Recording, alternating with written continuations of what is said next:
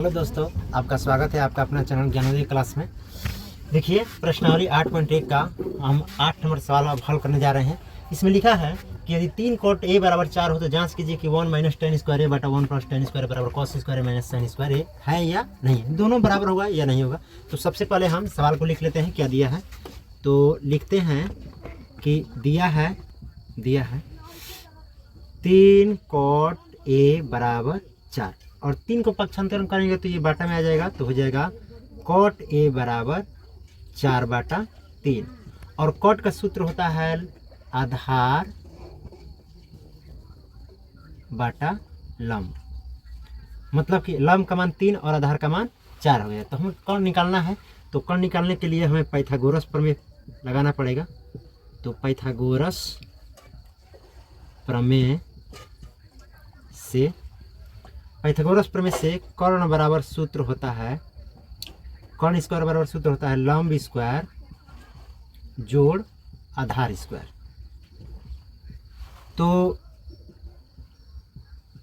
कर्ण square बराबर लंब का मान कितना है, लंब का मान है 3, तो 3 का स्क्वायर और आधार का मान है 4, तो 4 का स्क्वायर। तो कर्ण स्क्वायर बराबर हो जाएगा 3 का 9 और 4 का वर्ग हो जाएगा 16। तो कर्ण स्क्वायर बराबर हो जाएगा 16, 9 हो जाएगा 25। तो स्क्वायर हटेगा तो इधर रूट लगेगा। अच्छा ही इसको इस तरह से लिखते हैं, देखिए कर्ण स्क्वायर बराबर 25 को हम 5 का वर्ग लिख सकते हैं। 25 को 5 का वर्ग लिखेंगे तो 25 का वर्ग हो जाएगा 25। तो देखिए दोनों ओर का पावर कटा देते हैं, तो बचेगा कर्ण का मान कितना आ गया हमारा 5 आ गया। अब जो हमें सिद्ध करना है, जो जांच करना है, उसको हम लिखते हैं 1 माइनस tan स्क्वायर ए और 1 प्लस tan स्क्वायर ए बराबर cos स्क्वायर ए माइनस साइन स्क्वायर ए। 1 माइनस tan का सूत्र होता है लंब बटा आधार, स्क्वायर है तो स्क्वायर लगा देते हैं, सेम इसी को प्लस में नीचे लिखते हैं लंब बटा आधार।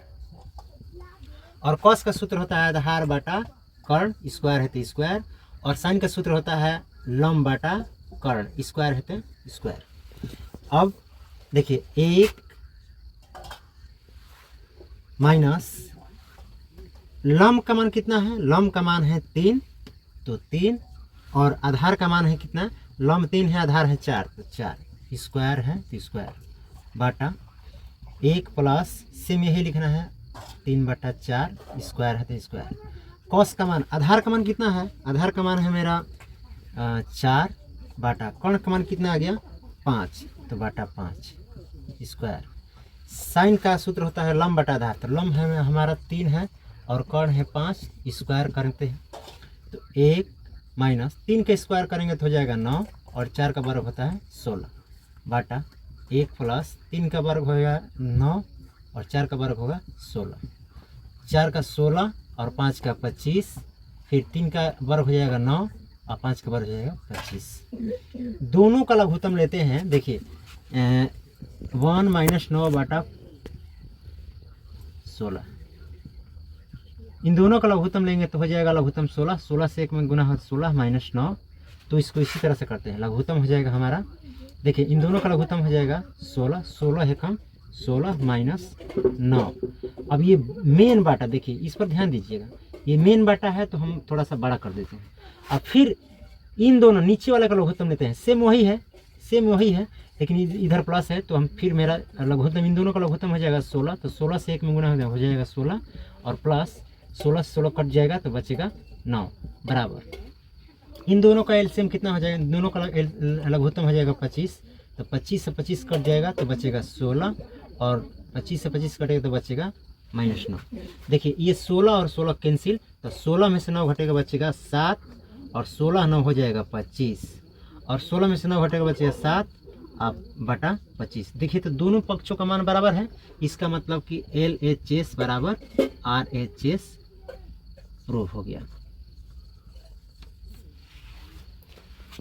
इसी तरह का वीडियो देखने के लिए मेरे चैनल को सब्सक्राइब कीजिए और वीडियो अच्छी लगी हो तो लाइक ज़रूर कीजिएगा। धन्यवाद।